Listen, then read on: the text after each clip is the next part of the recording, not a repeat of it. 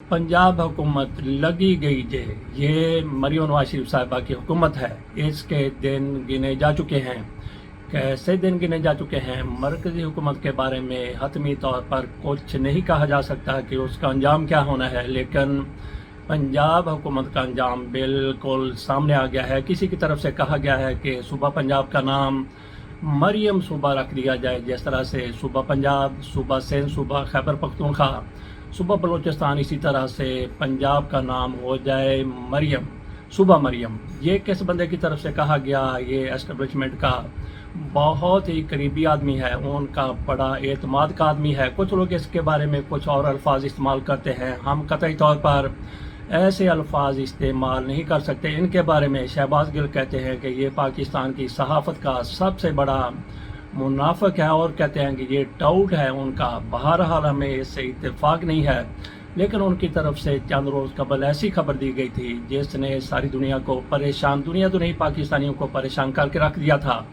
उन्होंने ये खबर अपनी तरफ से तो नहीं दी, लेकिन ऑडिटर जनरल की रिपोर्ट थी जिसमें कहा गया था कि पंजाब हुकूमत में पिछले एक साल के दौरान, माली साल के दौरान 10 खरब रुपए की करप्शन हो चुकी, और एक खरब में 1000 अरब होते हैं। इससे अंदाज़ा किया जा सकता है कि कितनी करप्शन हुई मरियम नवाज शरीफ साहिबा की हुकूमत के दौरान। इसका कोई तसल्ली बख्श जवाब नहीं दिया गया। वो करप्शन क्या थी? कोई बेज़ाब्तगी थी, कोई पैसे इधर से उधर हुए थे। बहरहाल हो सकता है कि मरियम नवाज शरीफ साहिबा का उसमें बराह रास्त कोई हाथ ना हो, लेकिन उसकी हुकूमत के नीचे ये सारा कुछ हुआ। तो अंसार अब्बासी साहब की तरफ से ये खबर भी की गई थी। उन्होंने बताया था कि ये ऑडिटर जनरल की रिपोर्ट है, हो सकता है कि रिपोर्ट दब जाती, लेकिन उन्होंने रिपोर्ट सामने ला के दुनिया को बताया कि 10 खरब की करप्शन, बेज़ाब्तगी पंजाब हुकूमत में मरियम नवाज शरीफ साहबा के दौरान हुई है। ये कैसे हो गया है कि एस्टेब्लिशमेंट की आशीर्वाद से ये हुकूमत बनी है और वही इनको चलता कर दे। तो अंसार अब्बासी साहब इनसे ज़्यादा उनके करीब हैं, उन्होंने अंदर की बात बाहर कर दी, बताया कि करप्शन इतनी बड़ी हुई है। तो ये कैसे? ये लोग तो वो हैं जो ऐसी चीज़ें छुपाते हैं कि किसी को पता ना चल जाए। हम इनको अपने लोगों को सामने लाए हैं, ये हमारे मोहरे हमारे लिए काम कर रहे हैं। लेकिन अंसार अब्बासी साहब की तरफ से उसको बेनकाब किया गया। अब उनकी तरफ से जिना इंस्टीट्यूट का नाम, जैसा कि इन्होंने मरियम नवाज जिना इंस्टीट्यूट रखा है, उस पर वो तिल मलाए, उस पर वो बिल बुलाए हैं। तो ये दोनों खबरें उनको किसने कहा कि कर दी जाएं और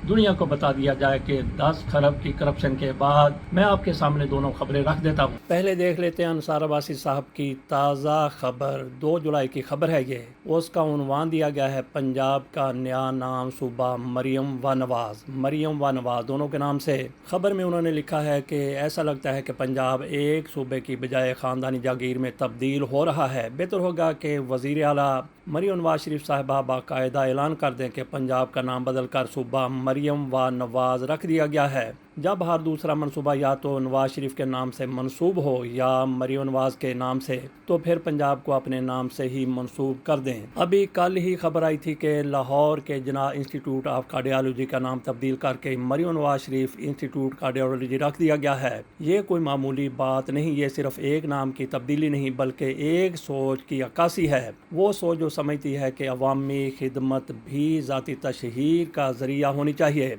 नवाज शरीफ और मरियम नवाज के नाम पहले ही कई पुराने और नए प्रोजेक्ट्स मंसूब किए जा चुके हैं। वी न्यूज़ के मुताबिक हाल ही में मरियम नवाज हुकूमत की तरफ से साल 2025-26 5300 अरब रुपए का जो बजट पेश किया गया, इसमें 13 नए प्रोजेक्ट्स का नाम भी नवाज शरीफ और मरियम नवाज के नाम से मंसूब किया गया है, यानी खिदमत तख्तियों में की गई है। नवाज शरीफ के नाम पर 7 और मरियम नवाज के नाम पर 6 मंसूबे रखे गए हैं। गोया तख्तियाँ गिने तो कारकर्दगी खुद ब खुद जाहिर हो जाएगी। नवाज शरीफ के नाम से 72 अरब रुपए के अखराजात से पहला सरकारी कैंसर अस्पताल Nawaz Sharif institute of cancer treatment and research बनाया जा रहा है। फिर सरगोदा में Nawaz Sharif institute of cardiology, Kasur में मियां नवाज शरीफ इंजीनियरिंग यूनिवर्सिटी, पंजाब के 10 डिवीजन में Nawaz Sharif centre of excellence for early child education, Lahore में नवाज शरीफ IT सिटी और 109 अरब रुपए का नवाज शरीफ मेडिकल डिस्ट्रिक्ट जैसे मंसूबे शामिल हैं। इसी तरह मरियम नवाज शरीफ के नाम से 9 अरब के Maryam Nawaz institute of cardiology, 12 अरब के मरियम हेल्थ क्लिनिक्स, 40 अरब का Maryam Nawaz Sharif ration card programme, 3 ارب کا مریم نواز دیہی ہسپتال اور ایک موبائل ایپ مریم نواز دستک کا اجرا کیا گیا ہے۔ یہ انصار عباسی صاحب کی طرف سے وہ خبر ہے جس کو بنیاد بناتے ہوئے انہوں نے کہا کہ پنجاب کا نام مریم و نواز رکھ دیا جائے۔ آگے بھی انہوں نے لکھا ہے، بلکہ یہ خبر نہیں ان کا کالم ہے۔ یہاں سوال یہ پیدا ہوتا ہے کہ کیا عوامی پیسہ کسی ذاتی تشہیر کے لیے استعمال کیا جا سکتا ہے؟ اگر ایک شہری یا مخیر فرد کسی منصوبے میں ذاتی رقم لگاتا ہے تو وہ اس منصوبے کو اپنے یا اپنے والدین کے نام سے منسوب کر سکتا ہے، مگر یہ تمام منصوبے تو عوامی ٹیکس سے چل رہے ہیں، تو پھر ان پر کسی سیاسی شخصیت کا نام کیوں ہو؟ آگے چل کر وہ لکھتے ہیں، بلکہ آخری پیراگراف میں آپ کے سامنے رکھ دیتا ہوں ان کے اس کالم کا، جس کا عنوان ہے پنجاب کا نام مریم و نواز۔ آئین کا آرٹیکل 19A ہر شہری کو حق دیتا ہے کہ وہ جان سکے کہ ریاستی وسائل کہاں استعمال ہو رہے ہیں۔ کیا عوام کو یہ حق حاصل نہیں کہ وہ سوال کریں کہ ان کے پیسوں سے بننے والے ادارے آخر ایک ہی خاندان کے نام سے کیوں منسوب کیے جا رہے ہیں؟ کیا یہ کسی جمہوریت کے شایان شان ہے؟ عدلیہ اور دیگر ریاستی اداروں کو اس رجحان پر نوٹس لینا چاہیے۔ انصار عباسی صاحب کون سے اداروں کی بات کر رہے ہیں جن کو نوٹس لینا چاہیے؟ وہ تو ان کو بٹھا کر ان کو آشیرواد دینے والے ہیں۔ وہ کہتے ہیں کہ ہمیں تختی نہیں خدمت چاہیے، نعرہ نہیں نتیجہ چاہیے۔ مریم نواز شریف صاحبہ کو چاہیے کہ خدمت کریں، شہرت خود آ جائے گی۔ پنجاب کو تختیوں سے نہیں تدبیر سے چلائیں، ورنہ کل کو نئی آنے والی حکومتیں یہ تختیاں تو اتار ہی دیں گی۔ یہ آپ کے سامنے رکھ دیا گیا، جس میں انصار عباسی صاحب کی طرف سے کہا گیا کہ مریم نواز شریف صاحبہ کیا کر رہی ہیں۔ اب چلتے ہیں انہوں نے جس طرح سے 10 کروڑ روپے کی کرپشن کو بے نقاب کیا تھا اس خبر کی طرف۔ جی تو انصار عباسی صاحب اس خبر کے حوالے سے بتاتے ہیں، یہ 22 جون کی خبر ہے، جبکہ جو آپ کے سامنے پہلے رکھی وہ کالم ان کا تھا 2 جولائی کا۔ چلتے ہیں 22 جون کی خبر کی طرف۔ آڈیٹر جنرل آف پاکستان میں آڈٹ سال 2024-25 کی رپورٹ میں پنجاب حکومت کے اخراجاتی کھاتوں میں 10 کروڑ روپے سے زائد کی سنگین بے ضابطگیوں کا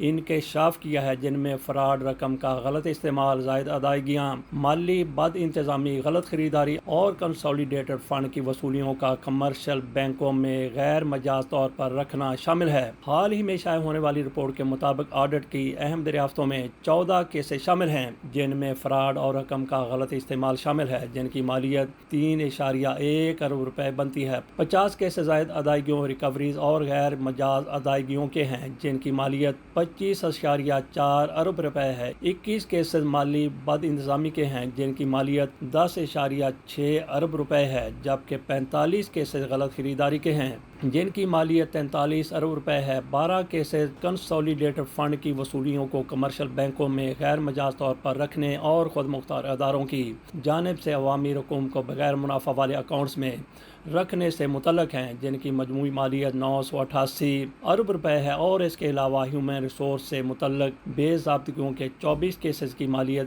8.2 ارب روپے اور کارکردگی سے متعلق خامیوں کے 7 کیسز کی مالیت 3.6 ارب روپے ہے۔ رپورٹ میں انکشاف کیا گیا ہے کہ آڈٹ کے نتیجے میں 25,462 ملین روپے یعنی 25.4 ارب روپے کی ریکوری کی نشاندہی کی گئی۔ فروری 2024 سے جنوری 2025 کے دوران 2,239 ملین روپے یعنی 2.2 ارب روپے کی رقم وصول کی گئی، جسے آڈٹ نے تصدیق شدہ قرار دیا ہے۔